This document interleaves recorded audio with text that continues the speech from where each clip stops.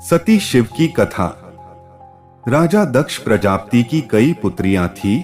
सभी पुत्रियां गुणवती थीं, पर दक्ष के मन में संतोष नहीं था। वे चाहते थे उनके घर में एक ऐसी पुत्री का जन्म हो जो शक्ति संपन्न हो, सर्वविजिनी हो। दक्ष एक ऐसी पुत्री के लिए तप करने लगे। तप करते करते अधिक दिन बीत गए तो भगवती आद्या ने प्रकट होकर कहा, मैं तुम्हारे तप से प्रसन्न हूँ। मैं स्वयं पुत्री रूप में तुम्हारे यहाँ जन्म धारण करूंगी। मेरा नाम होगा सती। मैं सती के रूप में जन्म लेकर अपनी लीलाओं का विस्तार करूंगी। फलतः भगवती आद्या ने सती रूप में दक्ष के यहाँ जन्म लिया। सती दक्ष की सभी पुत्रियों में अलौकिक थीं। उन्होंने बाल्यकाल में ही कई ऐसे अलौकिक कृत्य कर दिखाए थे जिन्हें देखकर स्वयं दक्ष को भी विस्मय की लहरों में डूब जाना पड़ा। जब सती विवाह योग्य हुई तो दक्ष को उनके लिए वर की चिंता हुई। उन्होंने ब्रह्मा जी से परामर्श किया। ब्रह्मा जी ने कहा, सती आद्या का अवतार हैं। आद्या आदिशक्ति और शिव आदि पुरुष हैं।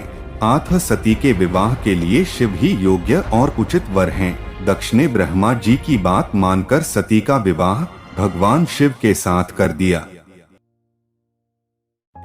सती कैलाश में जाकर भगवान शिव के साथ रहने लगी। यद्यपि भगवान शिव के दक्ष के जामाता थे, किंतु एक ऐसी घटना घटी जिसके कारण दक्ष के हृदय में भगवान शिव के प्रति बैर और विरोध पैदा हो गया। घटना इस प्रकार थी। एक बार ब्रह्मा ने धर्म के निरूपण के लिए एक सभा का आयोजन किया था। सभी बड़े बड़े देवता सभा में एकत्र थे। भगवान शिव भी एक ओर बैठे थे। सभा मंडल में दक्ष का आगमन हुआ। दक्ष के आगमन पर सभी देवता उठकर खड़े हो गए, पर भगवान शिव खड़े नहीं हुए। उन्होंने दक्ष को प्रणाम भी नहीं किया। फलतः दक्ष ने अपमान का अनुभव किया। केवल यही नहीं, उनके हृदय में भगवान शिव के प्रति ईर्ष्या की आग जल उठी।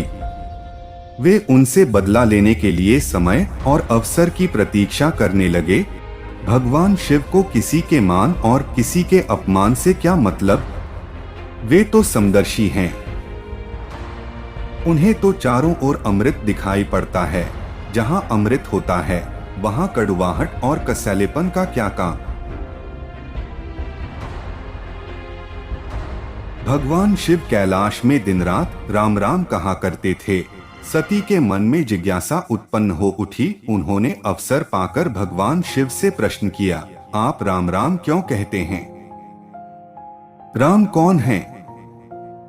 भगवान शिव ने उत्तर दिया, राम आदि पुरुष हैं, स्वयंभू हैं, मेरे आराध्य हैं, सगुण भी हैं, निर्गुण भी हैं। किंतु सती के कंठ के नीचे बात उतरी नहीं। वे सोचने लगीं, अयोध्या के नृपति दशरथ के पुत्र राम आदि पुरुष के अवतार कैसे हो सकते हैं? वे तो आजकल अपनी पत्नी सीता के वियोग में दंडक वन में उन्मत्तों की भांति विचरण कर रहे हैं। वृक्ष और लताओं से उनका पता पूछते फिर रहे हैं।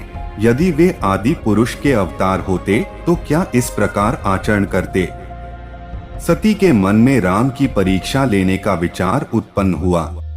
सीता का रूप धारण करके दंडक वन में जा पहुंची और राम के सामने प्रकट हुई। भगवान राम ने सती को सीता के रूप में देखकर कहा, माता, आप एकाकी यहाँ वन में कहाँ घूम रही हैं? बाबा विश्वनाथ कहाँ हैं? राम का प्रश्न सुनकर सती से कुछ उत्तर देते न बना। वे अदृश्य हो गई और मन ही मन पश्चाताप करने लगी कि उन्होंने व्यर्थ ही राम पर संदेह किया।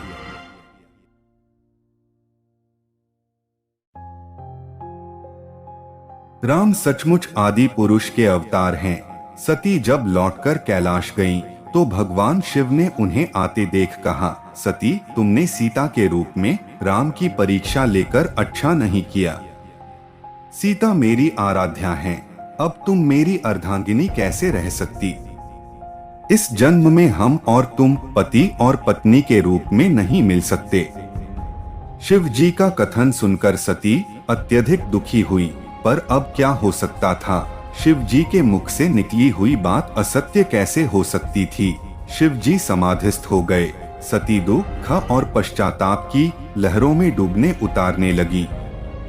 उन्हीं दिनों सती के पिता कनखल में बहुत बड़ा यज्ञ कर रहे थे। उन्होंने यज्ञ में सभी देवताओं और मुनियों को आमंत्रित किया था, किंतु शिव जी को आमंत्रित नहीं किया था, क्योंकि उनके मन में शिव जी के प्रति ईर्ष्या थी। सती को जब यह ज्ञात हुआ कि उसके पिता ने बहुत बड़े यज्ञ की रचना की है, तो उनका मन यज्ञ के समारोह में सम्मिलित होने के लिए बेचैन हो उठा। शिव जी समाधिस्थ थे, अतः वे शिव जी से अनुमति लिए बिना ही वीरभद्र के साथ अपने पिता के घर चली गईं। कहीं कहीं सती के पितृगृह जाने की घटना का वर्णन एक दूसरे रूप में इस प्रकार मिलता है।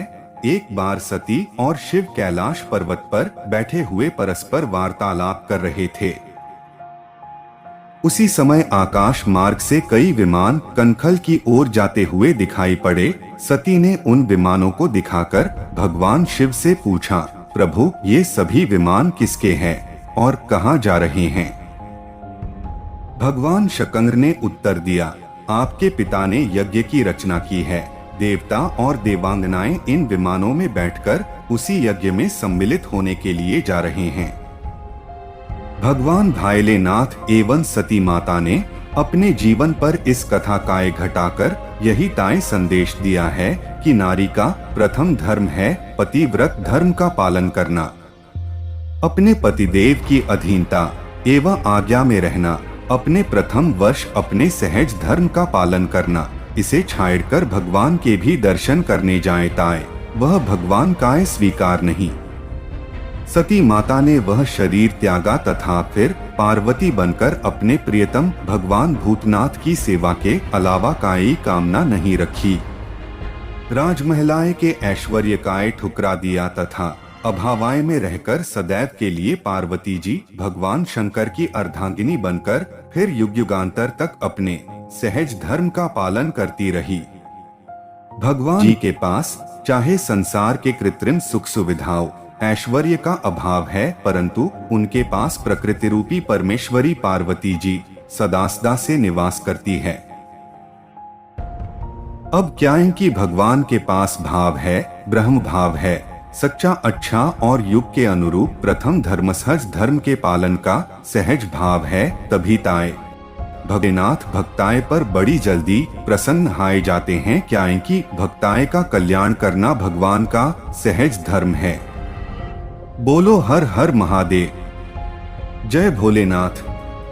ऐसी और वीडियो देखने लिए वीडियो को लाइक और चैनल को सब्सक्राइब करना ना भूले। धन्यवाद।